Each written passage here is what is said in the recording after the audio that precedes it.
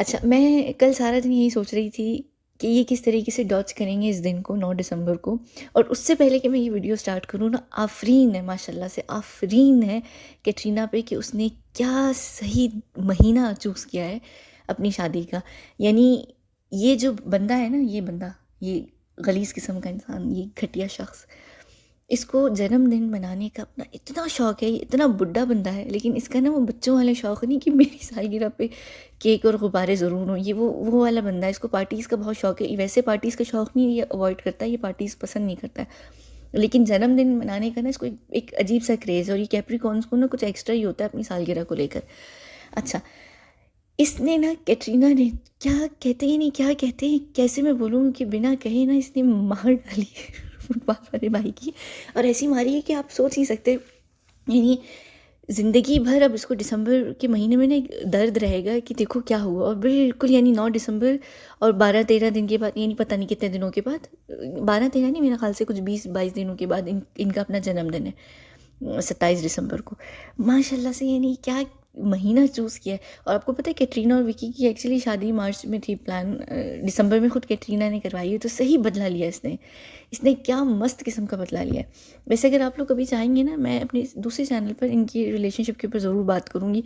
मैं कोशिश कर रही हूँ कि अभी अभी इन दिनों बात ना करूँ, क्योंकि ऑलरेडी ऑलरेडी ये बहुत खूबसूरत सा टाइम है, तो यहाँ पर कैटरीना के पास्ट के ऊपर बात करने का फ़ायदा नहीं है। अच्छा, अब हम यहाँ पर वीडियो शुरू करते हैं कि 9 दिसंबर को भाई क्या कर रहे थे। 9 दिसंबर को भाई डेफिनेटली, जो मीम्स में आ रहा है ट्विटर पर, कि इंस्टाग्राम पर, कि भाई ये कर रहे हैं, भाई वो कर रहे हैं, ऐसा कुछ तो भाई ने नहीं किया। भाई ने बड़ी चालाकी से ऐसा डॉच किया है 9 दिसंबर को कि आप लोग सोच नहीं सकते। भाई इंडिया से ही गायब हो गए। इंडिया से ऐसे वो गायब हुए हैं अपनी धोती पकड़ कर, लुंगी पकड़ कर, कि वो सऊदी अरब, डायरेक्टली सऊदी अरब जाकर लैंड किए हैं और वहाँ पर वो टूर कर रहे हैं। पता नहीं कौन सा टूर कर रहे हैं, जिसमें इनकी जो छोटी बहन है, उनके जो हस्बैंड है, मुझे उसका नाम नहीं पता, वो कोई है लड़का, मुझे उसका खैर नाम नहीं पता, उसके साथ, और मेरे ख्याल से शिल्पा शेट्टी वगैरह कुछ सेलिब्रिटीज़ हैं वहाँ पर, वो टूर कर रहे हैं, रियाद में है। अच्छा, ये टूर भी पोस्टपोन हो सकता था बड़े आराम से, अगर इनको अटेंड करनी होती वेडिंग, या जो बॉम्बे में रिसेप्शन होगा वो। क्योंकि जो सेलिब्रिटीज़ होते हैं, उनका जो टूर होता है या उनकी कोई भी और चीज़ होती है, एक्टिविटीज़ होती हैं, वो प्लान होती हैं और वो आगे पीछे की जा सकती हैं, क्योंकि वो, ये लोग एक्चुअली खुद अपना डिसाइड करते हैं कि इन्होंने कब कहाँ जाना है। ये लोग आगे पीछे डेट्स कर सकते हैं, इनका इतना इन्फ्लुएंस होता है स्पॉन्सर्स पर या फाइनेंसर्स जो भी होते हैं, या जो भी लोग होते हैं उनके ऊपर। तो ऐसा नहीं था कि भाई के लिए ज़रूरी था, और वो फिल्म या टूर इतना कोई इंपॉर्टेंट नहीं था। अगर इन्होंने शादी अटेंड करनी होती, ये कर लेते। लेकिन जाहिर सी बात है कि अब वो शादी तो अटेंड करने से रहे। मुझे ट्विटर पर काफ़ी सारे लोग पूछ रहे थे कि भाई अटेंड करेंगे, फुटपाथ वाले भाई, आप सब क्या एक्चुअली भाई अटेंड करेंगे कि नहीं। तो मैंने बीच में बोला भी था कि नहीं, मेरा नहीं, अटेंड नहीं करेंगे, और उनका अटेंड करना बनता भी नहीं है। ठीक है, अब उन्होंने डॉच करना था तो सऊदी अरब पहुंच गए। अब वो सऊदी अरब करने क्या गए, बड़ी अजीब सी बात है। एक तो टूर था, ठीक है, टूर भी बहाना था। और यहाँ पर सऊदी अरब में रियाद के अंदर एक एरिया है, बुलेवार्ड, काफ़ी पॉश किस्म का है। वहाँ पर ये जो सेलिब्रिटीज़ हैं, उनके हाथों के इम्प्रिंट्स जो हैं वो लगाए जाएंगे, बिल्कुल इस तरह जैसे हॉलीवुड के अंदर वॉक ऑफ फेम है ना, जहाँ पर स्टार्स होते हैं ज़मीन पर। यहाँ पर रियाद में जो है स्टार्स लगेंगे, सॉरी, हाथों के निशान लगेंगे। मेरे ख्याल से गजनी फिल्म जो थी उसमें भी यही हुआ था। उन्होंने, मुझे याद नहीं, यासीन और आमिर खान ने हाथों के या पैरों के निशान जो थे वो इम्प्रिंट कर किए थे घर के अंदर आते वक्त। और ये ट्रेडिशन जो है आप लोगों के एक्चुअली हिंदू कल्चर में होता है, जिसमें दुल्हन आती हैं जब पहली बार, तो अपने घर में एंटर होने से पहले, दाखिल होने से पहले, वो एक रेड कलर की कोई चीज़ होती है, उसमें हाथ अपने डुबो के फिर शायद दीवार पर लगाती हैं, और पंजे भी शायद लगाती हैं। अब मुझे नहीं पता कि विकी जिस ट्रेडिशन को फॉलो करते हैं, यानी यानी जो भी उनका है उसमें ये रस्म होती है नहीं, लेकिन ये मुझे पता है कि ये रस्म होती ज़रूर है। सब में होती कि नहीं ये मुझे नहीं पता। तो वो रस्म कहने को तो कैटरीना ने कल करनी थी कि भाई उनका पहला दिन था या जो भी था, तो वो रस्म यहाँ पर फुटपाथ वाले भाई कर रहे हैं कैटरीना के बिहाफ पे।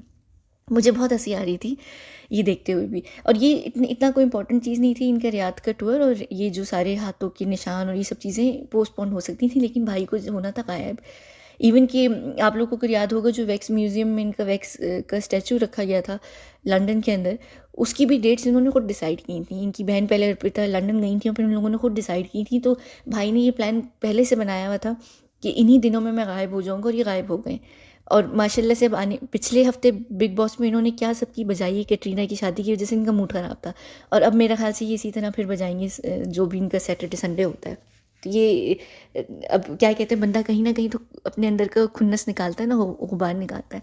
अच्छा, जब मैं ये तस्वीरें देख रही थी ना, मेरे जहन में एक चीज़ आ रही थी, और मेरे जहन में एक शेर है मिर्ज़ा गालिब का, बड़ा खूबसूरत शेर है मेरे जहन में ना, वो शेर आया है इनको देख कर एकदम से आया। और वो शेर ये है कि आह को चाहिए एक उम्र असर होने तक, कौन जीता है तेरे जुल्फ़ की सैर होने तक, हमने माना कि तगाफुल ना करोगे लेकिन खाक हो जाएंगे हम तुमको खबर होने तक। अब पता नहीं इसका मतलब आप लोगों को पता है या नहीं पता, लेकिन इसका मतलब ये है कि आह जो होती है ना, आह क्या कहते हैं, यानी आह दिल से जो आह निकलती है, ये वो आह होती है। तो इसका मतलब है कि यानी हमारी जो ख्वाहिश है उसको पूरा होने के लिए एक उम्र चाहिए, यानी उम्र का मतलब यहाँ पर है एक लंबा अरसा, एक लंबा अरसा चाहिए, फिर जाके शायद हमारी जो ख्वाहिश थी वो शायद पूरी होती। लेकिन यहाँ पर जो शायर है वो ना होपलेस हो गया, यानी उसको कोई उम्मीद नहीं है, तो इसलिए वो कह रहा है कि कौन जीता है तेरे जुल्फ के सैर होने तक। सैर कहते हैं नहीं, आपकी दस्तरस में कोई चीज़ आना। जुल्फ क्या होती है? जुल्फ औरत की बाल होते हैं, यानी एक लठ या उसकी जुल्फ, थोड़ी सी जुल्फ़ें जो हाथों में नहीं पकड़ी जाती हैं। तो यानी तुम मेरी दस्तरस में, या मेरे तुम इतने करीब कब आओगी जब मैं तुम्हारी जुल्फ़ें पकड़ सकूँगा, यानी तब तक मैं जी भी पाऊँगा, यानी कि भाई मेरी जो ख्वाहिश है वो पूरी होगी, तुम मेरी होगी, और मैं तुम मेरे पास बैठी होगी, मैं तुम्हारी जुल्फ़ों को अपने हाथ में लेकर बैठा हूँगा, तब तक कौन जीता है। तो यहाँ पर जो शायर हैं वो होपलेस हो चुके हैं। और फिर जो उसका अगला मिसरा है वो ये है कि हमने माना कि तगाफुल ना करोगे लेकिन खाक हो जाएंगे हम तुमको खबर होने तक। अच्छा, हमने माना कि तगाफुल ना करोगे, यानी इसमें इस तगाफुल का मतलब होता है, तगाफुल का मतलब निकला है गफलत से, यानी तुम मुझे लेकर गफलत नहीं बरतोगी। यानी क्या गफलत की हिंदी क्या होगी? गफलत एक्चुअली जो है फ़ारसी भाषा का शब्द है, गफलत कहते हैं। यानी तुम हमें लेकर इसको उर्दू या हिंदी में कैसे एक्सप्लेन करेंगे, यानी तुम अनअवेयर नहीं रहोगी हमारी सिचुएशन से, या तुम इनडिफरेंट, हाँ एक्चुअली शायद इनडिफरेंट नहीं होगी जब तुम्हें ख़बर होगी हमारी सिचुएशन के बारे में, कि हम तुम्हारे बाद कैसे हमारा गुजारा हो रहा है।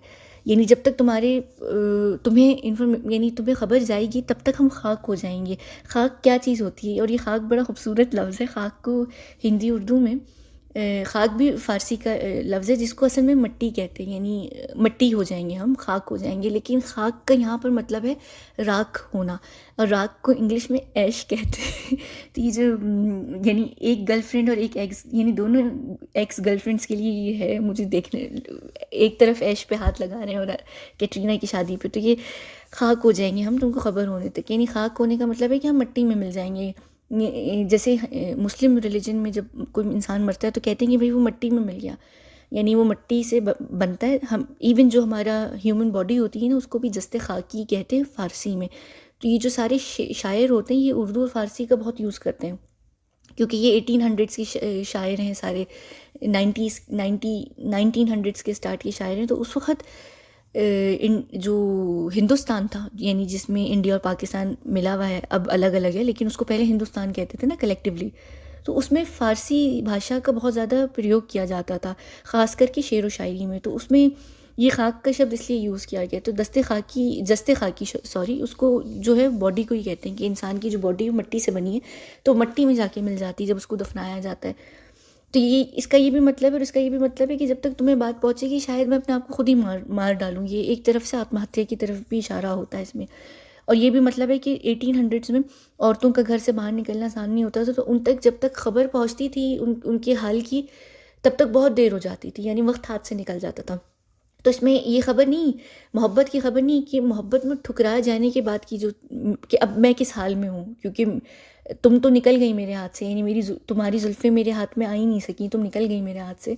तो अब मेरा क्या हाल है? जब तक वो तुम्हें खबर पहुंचेगी मैं खाक हो जाऊंगा, यानी मैं ख़त्म हो जाऊंगा। और जितने ये भाई बूढ़े हैं ये वाकई खाक हो जाएंगे। लेकिन ये लड़की को यहाँ पर क्रेडिट भी देने कि तुम मुझसे गफलत नहीं करोगी, यानी जब तुम्हें मेरा हाल पता चलेगा तो मेरे पास आओगी ज़रूर। अब किस हैसियत से आओगी वो एक अलग बात है। जैसे पारो भी तो गई थी देवदास के पास, लेकिन वो देवदास से मोहब्बत करने नहीं गई थी, वो उससे मिलने गई थी, यानी उसका हाल देखने गई थी कि अब वो मेरे बाद किस हाल में है। लेकिन उसका ये हरगिज़ मतलब नहीं था कि वो उससे मोहब्बत करने या उसके पास गई थी। तो ये बिल्कुल जो शेर है ना पूरा, ये मेरे जहन में भाई को देखकर यहाँ पर यही शेर आ रहा था कि आँख को चाहिए एक उम्र असर होने तक, कौन जीता है तेरी जुल्फ़ के सैर होने तक। हमने माना कि तगाफुल ना करोगे, लेकिन खाक हो जाएंगे हम तुमको ख़बर होने तक। तो पता नहीं कि जब मैंने ये देखा, मैंने कहा वाह भाई क्या सिचुएशन है और क्या बात है, और एकदम से ये नहीं, मुझे ना वो चीज़ आ रही थी जहन में। तो मैंने कहा मैं ऐसे आप लोगों से यहाँ पर शेयर करती हूँ। बल्कि एक्चुअली मैं सोच रही थी, क्योंकि अभी कुछ दिनों तक मैं जब तक ख़ुद बॉम्बे वापस नहीं आ रही दोबारा से, तो मैं कोई भी सीरियस टॉपिक पे बात नहीं कर सकती, स्पेशली सुशांत की तो बिल्कुल भी किसी टॉपिक पे मैं बात नहीं कर सकती। तो ये रैंडम तरह की छोटी छोटी वीडियोस मैं डालती रहूँगी, एक वो सिलसिला रहता है जुड़ा हुआ आप लोगों से, तो इसलिए मैं डालती रहूँगी। मैं बल्कि एक्चुअली सोच रही थी कि कुछ मीम्स हैं मेरी बड़ी फेवरेट, मैं उनको शेयर करूँगी। और हाँ, क्योंकि हम यहाँ पर आत्महत्या ही की बात करें तो ये मुझे ना दो चीज़ें कल मिली, मेरे ख्याल से इंस्टाग्राम पर या पता नहीं ट्विटर पर शेयर हो रही थी। ये बड़ी मज़े की थी, किसी लोगों ने जाहिर सी बातें एडिट की हुई हैं, लेकिन किसी ने यहाँ कैटरीना कैफ को इंस्टाग्राम पर मैसेज भेजा हुआ है कि मैं सलमान भाई का ओल्ड फ्रेंड बोल रहा हूँ देखो प्लीज़, शादी से पहले उन्हें वन टाइम फ़ोन उठा लो। सलमान भाई कह रहे हैं कि अगर केटू ने फ़ोन नहीं उठाया तो वो गोलियां खा लेंगे। यानी वाह यार, आप लोगों का ह्यूमर बहुत ही मज़े का है। और एक और थी ये भी चीज़ की ये बहुत मज़े का है कि मैं सलमान का दोस्त बोल रहा हूँ, सलमान ने हार्पिक पी ली। ये एक्चुअली ऐसा होता है। आप कितनी लड़कियां होंगी जिनको ऐसे मैसेजेस आते हैं जब आप लड़कों को छोड़ देती हैं या कुछ भी होता है, तो उनकी जो फ्रेंड्स होते हैं उनकी भी आप में मैसेज कर रहे होते हैं ताकि आपका दिल नरम हो जाए, किसने नस काट ली या ये हो गया वो हो गया। तो मुझे वो ना छोटे टीनेजर्स वाली फीलिंग आ रही थी देख कर।